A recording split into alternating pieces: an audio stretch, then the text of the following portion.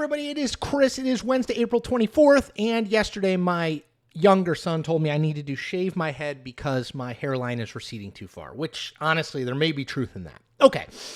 The one question I get more than any other question, whether it's on Substack or YouTube or when I'm walking down the street, is who's going to win, right?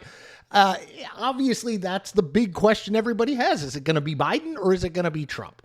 And I like to, from time to time, not every day, not even every week, but from time to time, I like to do what I call a Where Are We Now? Whether it's a video or a post. And this is a Where Are We Now video. Let me say at the start, this does not mean I am predicting that the race will end in November where it is today. I'm simply saying, here's where we are today. So, a couple of things are happening.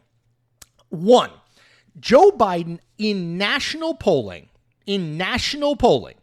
has moved upward a little bit as Donald Trump has dropped down a little bit. So if you go to a site that collects and aggregates all this polling data, you'll see that Biden is at 44.4 and Trump is at 44.6, which is basically tied, right? The race is effectively tied at the national level. What does that tell us?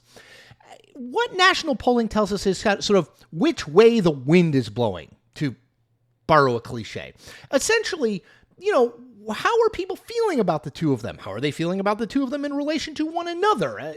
All of those sorts of things, like big, broad indicators. Think of it like a weather vane. Remember back in the day, they had weather vanes on houses?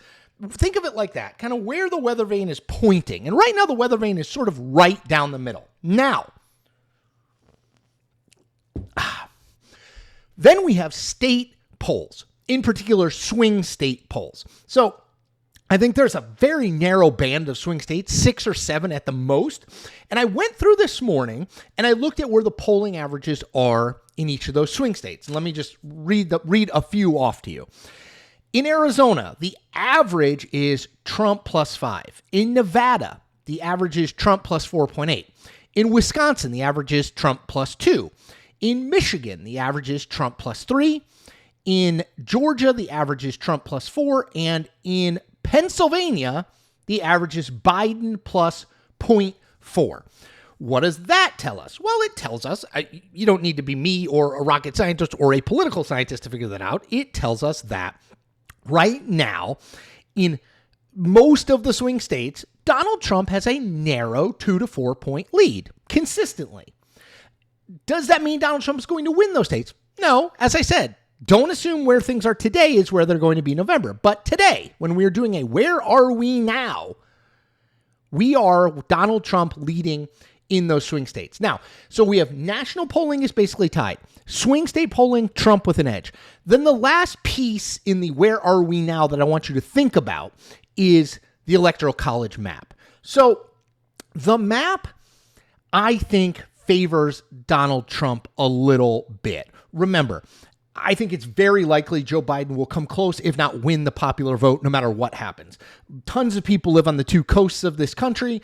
Those coasts are very Democratic. They will vote overwhelmingly for Joe Biden. It won't matter because he'll just win the electoral votes in each of those states. It doesn't have anything to do with how many more votes you win than the other guy. Same thing will go for the sort of rural, less populated mountain, Southwest, those sorts of things. So, Trump's going to win in Montana, and he's going in North Dakota and South Dakota and Nebraska and Oklahoma, right? He's going to win all those places.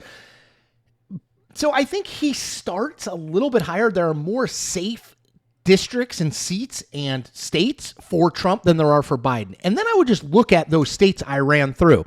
Let me just give you 3 examples.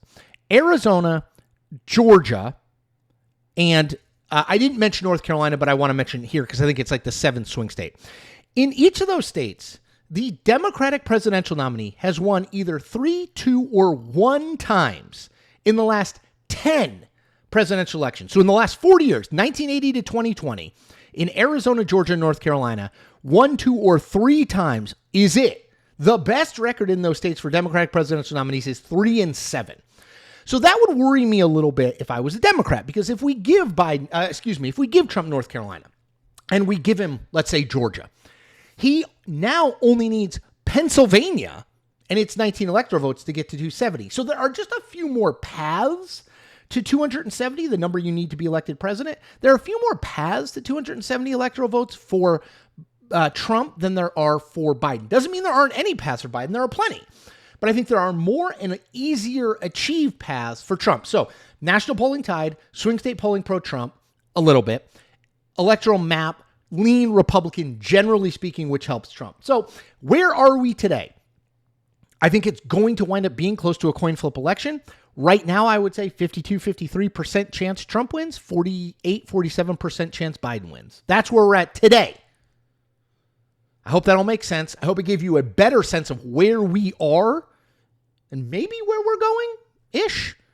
As always, thank you for your support of these videos. Please like them. Please subscribe to my channel. Please tell 5 of your friends about this as I try to grow this thing. We'll see you tomorrow.